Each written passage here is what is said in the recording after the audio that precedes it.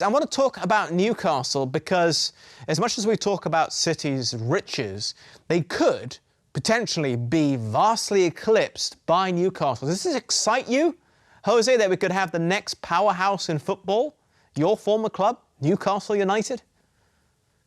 I would love that because, don't get me wrong, okay, I don't have anything against McCasley. I was there when he was there as an owner, but it's been a lot of years now as well that Newcastle is not been spending the right money and don't have the aspirations that I believe they should do. And maybe it's the time for him to sell. And obviously, if this owner comes and wants to spend in the club and wants to spend in the right players, I believe Newcastle can come back where they deserve. You know, obviously to try to fight for the top four is very, very difficult, and I believe it's very unlikely in a long time.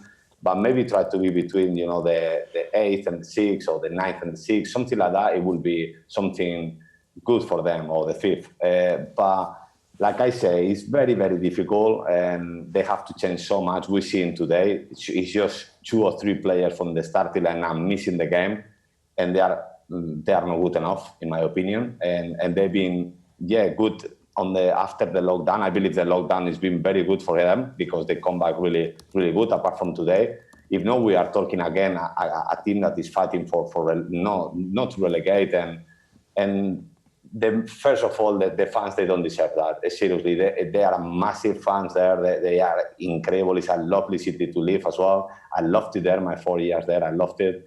And I would love that to happen. And if the owner comes and wants to spend in good players and everything, it will be amazing for the club. It will be really good, and I will be really happy for them as well. And reflecting back on your time over at Manchester City, Dunne, I mean, you had a bit of a false dawn under Tuchel, obviously. That didn't pan out. But then the current ownership came into play, and Manchester City have never looked back. What was it like for you as a player there with the uncertainty over the ownership? And then the next moment, you got Robinho playing alongside you.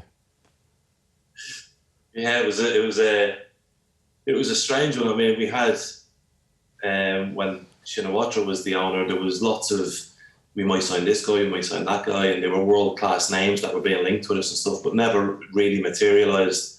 And then almost in the blink of an eye, we had players coming in left, right and centre. You know, the first day, I think it was a deadline day when the new owners took over, and they were just after every sort of player. They were after all the biggest names in the world, and yeah, they got Robinho to start with, but then they followed it up, and rather than being, which can happen, a new owner can come in and just throw the money at it and just not sort of structure what they're doing.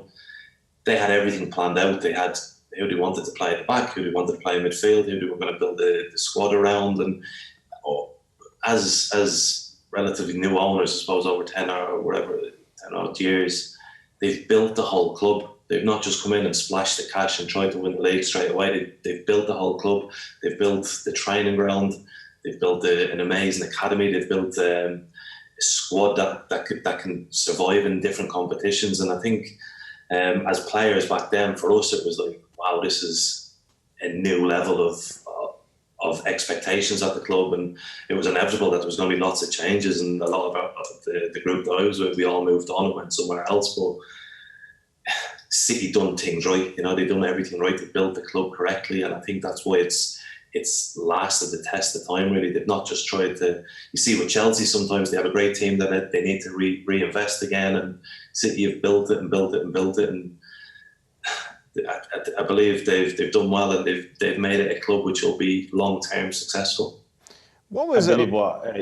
I'm sorry. I believe what he says is really, really good point. You know, like at the end, spending cash doesn't mean winning titles. You know, and Manchester City saw that. Obviously, they've been spending cash.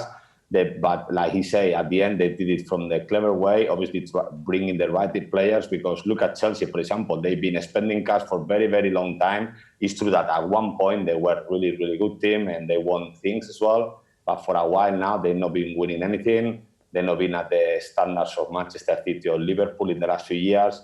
So at the end, it doesn't mean that you want to win things. With that money, you need to spend it. Obviously, you have an advantage because you have a good cash to spend and in good players, but you need the right people recruiting these players and recruiting the right people, because they don't just build a team of players. They change the training ground. They change everything. It's unbelievable how much Manchester City changed. So that's how you've been successful, not just spending cash, and bringing in names. Because maybe the names, they just come because they have a good... I remember when I relegated with Newcastle, we have Michael Owen, Obafemi Martins, Nicky Butt, Jeremy. You have names and we relegate. You know what I mean? Yeah. And we have team that they expected to finish in the top 6, maybe 5th, 6th, and we relegate with that team. So it doesn't mean spending the money it means successful. You have to spend it in the right players. And he make a very good point on that. Yeah, and this might sound silly, but it does lead on to my next question. Firstly, did Robinho really think he was signing for Manchester United? I haven't a clue, to be fair. I wouldn't be surprised. We weren't a world-famous club at the time, and if you get an offer to say you're going to Manchester, I think at the time he wouldn't have even known Man City. He probably would have thought, well, obviously it's Man United. But to be fair to him, he turned up and he scored a great free kick on his first day, and he was a great lad, and he improved the team for a short bit. But he was a superstar signing, a superstar name, and doesn't, like as I said, it doesn't win you leagues. You need a squad, you need a team, and I think he was a pointer to say, right, we can get the best, and now let's go and build a squad. Yeah, because my next question was the attraction of when you get one name, does it make it easier, do you reckon, for other big names to come and join and really pad out that squad to become one that's truly competitive? Yeah, I can imagine so. I mean, they signed Yaya Toure, who was at Barcelona, I think, at the time, and that's not a move you would have made maybe 3 or 4 years before. You don't go from Barcelona to Man City. But because they had players coming in, they had Adebayor, they had Tevez, they had people who were well renowned around the world, players that other players want to play alongside, that you can start to attract the good players, and then City can then start to decide, well, what players do we need? Do we need the names or do we need the personalities? And they started to build a squad and get it. I think the more successful you become, the easier it is obviously to attract players. And like I say, them first couple of signings are important because you can go down one road of let's just sign all these superstar names, or you can go down the other road and build a squad and build a team and build long-lasting success. Yeah. Were you aware of any of the other names they tried to get in the early days? Robinho obviously being one. Robinho, yeah, I think they tried to sign Fernando Torres on the same day. I think they might go Ramos. They went for literally everybody on the first day, and it was like 50 million here, 50 million there. And now you look at it, and you think, well, if 3 teams had accepted, they probably would have just bought them all. They would have just handed out the cash because they had so much money to invest in the club that it was. They wanted a quick turnaround. They wanted a quick turnaround in their investment, and yeah, probably saved them that we only got the one player in, and they had time then to build.